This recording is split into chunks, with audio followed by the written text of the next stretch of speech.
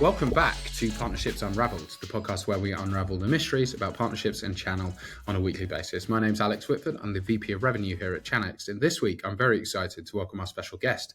Amy, how are you doing? Hey, Alex. Good morning. How are you? I'm excited for this one. It's always great to see someone as optimistic and sort of energetic as I am. So it makes this part of the job really, really easy. Maybe for the uninitiated, you could give us a bit of an introduction about who you are and what you do. Yeah, absolutely. Thanks so much, Alex. And hi, everyone. My name is Amy Avalos. I am the Director of Partner Marketing here at Zendesk. That being said, I have been in partner land for 15 plus years. I love to joke with folks that I've held every single role in a partner org except for the technical ones. You don't want me doing those. But I definitely consider myself a partner person. And so I'm really passionate about all things partner. Yeah, and I think if you've been in every role in a partnerships organization, you know sometimes that senior leadership or revenue leaders suddenly go, hey, partnerships, that's just how we're going to solve everything. It's just the perfect Band-Aid. It will solve every problem from product market fit to why can't we break $1 billion revenue? Amy, explain why that's not true. Oh, Alex, and to your point, I've seen that movie more times than I'd like to count. There is this. So what's so great about partner is it's almost like this mythical being, right? And I actually love it when people think to themselves, hey, partnerships can solve my problems. Guess what? They probably can, but it's not that magic pill. It's not something that is going to happen for you or your team overnight. I once saw a particular organization. I'm not going to name names because I'm nice like that. But I once saw a particular organization that was looking to kind of spin off a piece of their business and go into more of a B2B moment.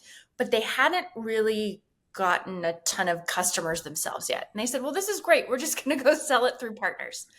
And the challenge there was if you don't know how to sell it yourself, if you don't have your own story, if you haven't figured out kind of what that secret sauce is, what that customer need truly is that are making people knock down your door to grab that solution, a partner's not going to be able to do it for you, right? A company needs to get down their own rhythms, their own motions. They need to really understand their market fit and value, and then bring partners along on that journey and that ride, right? Once you have that sorted, a partner can come in and add their own magic sprinkles to it to make it even better. Yeah, I always think partnerships and channel is scale, right? But they'll scale the good and the bad, right? That's So if you correct. don't really, if like here are the mistakes we make as a direct organization, guess what? Now just imagine 1,000 more reps making those same mistakes, right? So I really love that idea of scale, what's working. But to your point, if you don't really know what's working, the last thing you want to start doing is going wide. Exactly. And you know what? If there's a problem to be found, by the way, a partner will find it. That is the blessing and the curse of a partner. You want to find chinks in your armor. You want to figure out like where are their gaps. Bring in a partner, and they'll share that with you. And actually, Alex, to that end, I wish that more folks did bring partners in earlier in their process. Right? You have these amazing, incredible, trusted advisors in your network who, if they're already your partner, they're invested in your success, right? They've raised their hand to say, your technology, your solution, your organization is something that we believe in, that we want to invest our resources in it.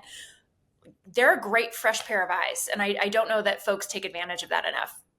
No, and I fully agree. And actually, partners are sort of a conduit, right? So let's just, for the sake of the hypothetical, say, hey, you've built a new networking product. Now, you might hire a few people from Cisco and a few people from HPE, because that obviously makes a lot of sense. But they've probably worked at like one vendor or maybe two vendors. You go and speak to a partner and they've done a technical assessment of like 15, they've deployed 4, they've understood the rebate and the partner programs from each one of those. They know who the leaders they like and the ones they don't like. They know which one the brand works. They have so much more surface area. And so I often find their feedback is a lot more valuable because they have seen and done more than we have as an individual person because they've had to deal with all that traffic. Well, and it's kind of that moment, Alex, of Instagram versus reality, or maybe the more grown-up way to say that is, theory versus practice, right? Sure. Those partners have seen so many different models. And to your point, they've participated in so many different programs. They've evaluated so many different solutions. They know what is kind of in the marketing blurb versus what actually happens on the ground. Instagram versus reality, way better way of putting it. Don't worry. Um, It's more um, fun. Yeah, obviously. And so I think the sort of really interesting question is, so when is the right time to invest in building out a partnership strategy and a channel? Because, I hear from VCs, hey, it's Series B. Once you raise 100 million, we're going to do this, and this is the key channel, or it's a revenue threshold, or it's when we're going to try and break into EMEA. Everyone sort of has their own definition of when. What's yours? Oh, Alex, asking a very loaded question very early on in this podcast. Um, I really do think that answer is slightly different for every organization. And it depends on your model. It depends on how you're looking to move forward. But there are a few key things that I would argue have to be in place, right? Number one, please already have customers. You need to be able to have that demonstration of customer success. You need to be able to have those key metrics of how your customers are using your solution today, or how they're proving value already. And then you have to really be ready to integrate your sales team with partners, right? We all know that partners, they can go sell by themselves and they do a really great job. But in order to get that going, you have to be ready with that flywheel. And there's that moment of that connection between a sales team and a partner ecosystem to go off and run. So if you have a customer base and you have a really solid connected story about who you are, what you do, and what that value is, and you have a sales team and an executive team that's ready to say, let's bring partners into the fold, let's get this flywheel moving and going together, then I would argue that you have at least the foundation of the right ingredients to bring in partners. I love it. Now, one of the things that as sort of channel professionals and partnerships professionals, sometimes we get missold. So someone comes in and goes, hey, look, we've got all these foundational pieces in place. The channel's ready to scale. And we've really come in. Amy, you just need to come in, be the catalyst. It's all going to be great. Mm-hmm. Very often, not quite the case. And you walk in and it is a lot more chaotic, and maybe some of that infrastructure is wearing a little bit thin. Talk to me about when you first land in that new partnerships environment. What is that like? Because there is so much volume to deal with. And I think that's one of the things sort of AEs and people who work in direct go-to-market don't understand. Because when you work in, it's like, okay, who are my customers? What's the ICP? What's the messaging? Cool. What's the product? Great. How do we integrate? Awesome. And it's all of that plus all the partners. So how do you sort of digest and decide where to prioritize? So I think that one of the most important things about partnerships is it's all connected, right? It is an internal partnership as much as it is partnerships with external organizations. And so when you think about partners, and so for example, right now I am in a partner marketing role. When I think about partner marketing, people think, oh, well, you just really need to understand the marketing bit. Nope. I need to understand the entire partner organization because everything is interdependent, right? Everything is connected. So my first, let's call it the first 90 days, right? I argue, Alex, in those first 90 days, you need to do a lot of listening and a lot of learning. To harken back to my AWS days, you need to learn and be curious and dive deep. You have to really take the time to understand all different sides of the story, because also depending upon how mature your partner ecosystem is or isn't, the sentiment internally may be very different from the sentiment externally. So how are you really gathering that information? And I find that when you listen, and again, you're really kind of diving deep with these different teams that are required for your success, everybody has a slightly different story, but you also tend to start to see patterns. And so as you identify those patterns, it really does uncover what are the big rocks. And I think that any time that you are creating kind of your strategy or your plan for moving forward, it's what are the big rocks? What are the biggest challenges? And how do I build the right foundation to start to tackle those challenges? Because the other challenge or issue that I see is that a lot of companies say, okay, well, what's the Band-Aid that I can do to fix this thing right now? And I'll tell you, Alex, I don't believe in Band-Aids. Sometimes you need a Band-Aid, and that's okay. But if you're not treating the cause, it doesn't matter that you're treating the symptoms. So what are those big symptoms that has to change and are going to take that longer time? And what are some quick wins you can get along the way in order to get there? 100%. It's been drilled into me so much that partnerships is about scale, right? And so the problem with a Band-Aid is hey, this is going to work for 3 months. You go, yeah, but we're doing 3 5-year planning, right? So a quarter, while it is obviously important, there's no point having a 5-year win that means you don't win for the first 4 years, because none of us are going to be in the job. But Yep. it is about how do we sort of balance that threshold. But you're right, if we're having to keep break fixing everything along the way, we're just never getting ahead of the real challenges, because every time you add another 500 partners, that problem gets a lot more complicated. A lot more complicated. As we already talked about, they're going to find all your problems. So I want to double click on partner marketing, because I have a TED talk that one day I'm going to give, that partner marketing is the most misunderstood part of the channel.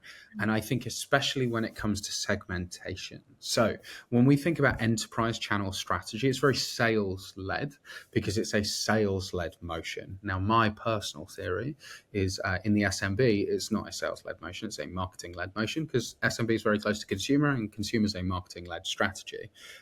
Talk to me about how, from a partner marketing perspective, you view how your strategy and your techniques and some of those priorities change depending on what market segment you're going to prioritize.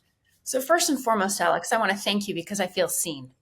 And I feel seen because you've shared that partner marketing is maybe one of the most misunderstood elements of marketing within just any organization. Whew, Alex, when I'm thinking about partner marketing, let's maybe first ground on what partner marketing should be before we answer the second part of your question, because I think it's important. Partner marketing is go-to-market strategy, right? Couldn't agree more. It's not just about executing at a point in time. It's about what is the end-to-end view of how it is that you're actually going to market with your joint message, your joint solution, whatever it is. But it is not, let's just throw together a few webinars and see what hits. It's just right? loading stuff in the partner portal, right? It's just assets in Oh, the partner portal. yeah. You just put it in the partner portal, you click a button, the partners will send this email, and all the leads will come. That's what happens, right? There's a call that I'm remembering in my memory where I heard a sales exec say, well, yeah, the partner can just do a webinar, right? I'm like, oh gosh, no. Maybe as part of a broader strategy and maybe a little bit further down the line. So glad we agree on that, Alex. That's a very important component and very important for our listeners, watchers to understand. So to your question about, what kind of differs between when you're selling to the enterprise versus when you're selling an SMB. Let's start with some of the things that have to stay the same. First and foremost, every partner needs to understand what their own unique story is. At Zendesk, you will hear me talk on all kinds of broadcasts to our partners and direct partner meetings, in newsletters. I always say, you're not here to sell Zendesk. No one's going to sell Zendesk better than Zendesk. You are here to sell yourself powered by Zendesk. It doesn't matter how big or small the company is. They're looking to build a relationship with an organization with a particular area of expertise, right? When you have a partner and you have their span of customers, that customer has built a certain level of trust with their partner. They are their trusted advisor. So how are we adding? How are we being, that force multiplier to the solutions that partner can offer and better positioning them as that thought leader, not only with their customers, but even potentially a new set of customers. So when you're selling into the enterprise, it's obviously a lot more of a, bespoke experience, right? You think about the big RFPs, you think about, all the design sessions that go into it. I'm not going to say that there's not marketing involved in that. There absolutely is, because that story needs to be that red thread that carries you through, right? Again, very critical component of go-to-market is what is that story. But to your point, Alex, when you get into SMB, and I'm thinking of really selling through like Disty, for example. But shout out to all of the Disties listening to us. You all do some incredible scaled work out there. But when you're thinking about a reseller who's in a Disty environment and, they're getting a lot of different reach outs from the Disty about different solutions, different technologies that they can add to their marketplaces, it's a little bit about we as a company marketing to those resellers about our value prop, and then them carrying through that value prop back out to their customer base. So yes, it is marketing. However, Here's where I give an asterisk to what you said, Alex. I think that while it is largely marketing, I would argue that it's not a marketing led versus sales led motion, because even at that smaller level, right? It doesn't matter how big or small a company is ever, there's still that relationship component. So you Correct. can market to somebody all day long, right? I live in Los Angeles. Do you know how many billboards I see? It's you can put all these images in somebody's face, but like using my LA analogy, if I see a billboard for a TV show and I know an actor because I've liked their work in something else, I'm probably more likely to check out that show, right?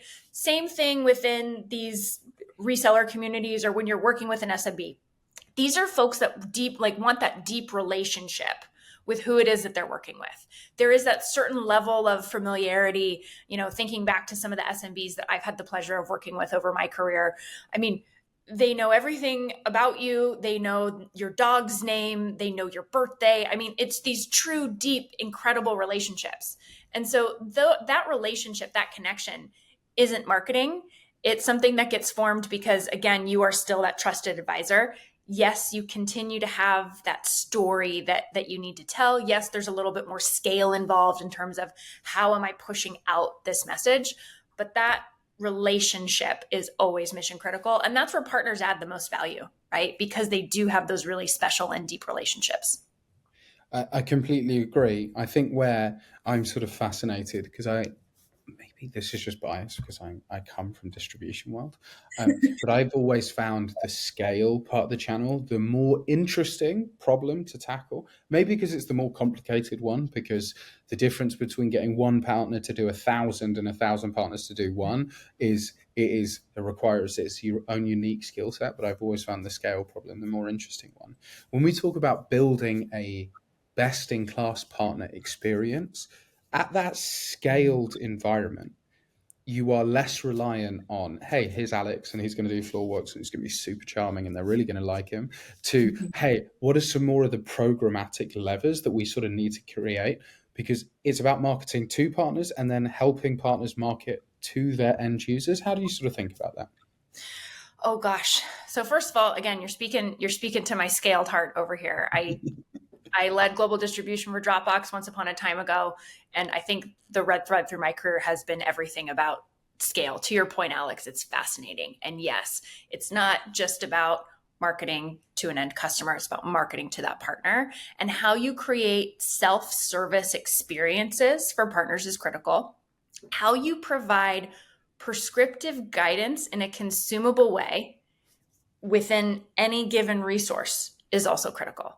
So I always think about, what is your partner portal experience, right? Your partner portal needs to be your hub, your source of truth, the place where everybody's able to dig in and find whatever it is that they need and find it easily and intuitively, right? And within that portal, how are you ensuring that the content that you have there is its own special form of guidance? And what I mean by that is, as you know, some of the things that I've recently launched for Zendesk is, for example, these customizable pieces of collateral. So we've already filled in like, hey, here is just some really great solution focused messaging about CX, for example. But partners, here's where you can add. Here's a whole section that's just for you. Please add in your own story, your own secret sauce. And I'm going to give you some prescriptive bullets right here to say, here are some things that I would recommend that you mention, right? So the partner hasn't had to go out to a special training. The partner hasn't had to go find a different resource to figure out how to put this together. It's a one-stop shop, right? One of the things I love most about partners is that they're lazy. And I mean that in the best way possible, right? And it's not actually lazy. That's what people like to joke and say. But in reality, it's partners have a lot of different people coming at them, different partners, people within their own organization. So how do we package things up nicely? How do we make this something that is easy for them to consume and move forward with without a ton of lift, right? So if you can make your messaging, if you can make your experience easy, one-stop shop, there is, no question about where the partner is meant to go, where they need to go find things. It's going to be a lot easier for them to move forward. I love it, Amy. I think the brands that and the sort of program designers that really meet the partner where they are, whether we call them lazy or maybe something with slightly more kindness, the theory is correct, right? Which is if you raise the bar and go, hey, we want you to jump through 15 hoops, good luck, right? Because while I'm sure your product is great, what I have found the biggest differentiator is program and people. 1,000%. And by the way, I love what you said, Alex, about meeting partners where they are. I use that phrase all the time as a Bruin. That Arthur Ashe quote is something that has been present in my life for a long time now. It's also about building for your entire ecosystem, right? I always hear requests for like, hey, can we get this bespoke thing for this partner over here? And my response is always, okay, well, what is really the need? Let's get away from what is the deliverable, right? Let's get to what is the need and what is the ask. And is there a way that I can build that so that way, one, every partner can use it, but two, the partners kind of who have maybe the least amount of resources or who have the need to maybe move a little bit faster and just kind of need something out of the box can take it, versus the partner who is very advanced, maybe has a full end-to-end marketing team, is able to take the parts and create their own. And again, this collateral example I gave is the perfect one, right? It already looks pretty. Fill in your content, go run. Here's where you slap your logo and have fun. Versus for a more advanced partner, here's approved copy from Zendesk about Zendesk. How do you plug that into your own template, mix it in with your own expertise in a more meaningful way, and off to the races? I love it, Amy. Well, on this podcast, it's not just about meeting the partner where they are, but it's meeting our audience where they are too. And I like to cheat and just find the answer. So, Amy, we always ask our current guest to recommend our next guest. Who did you have in mind? Alex, you have to meet my good friend, Erica Ford. She is at Fastly. She and I used to work together once upon a time ago at K2, and she is one of the most interesting, smart, witty partner people I've ever met. I hope you get the chance to meet her. Awesome. I'm excited to get Erica on. Amy, thank you so much for sharing your wisdom. It's been awesome.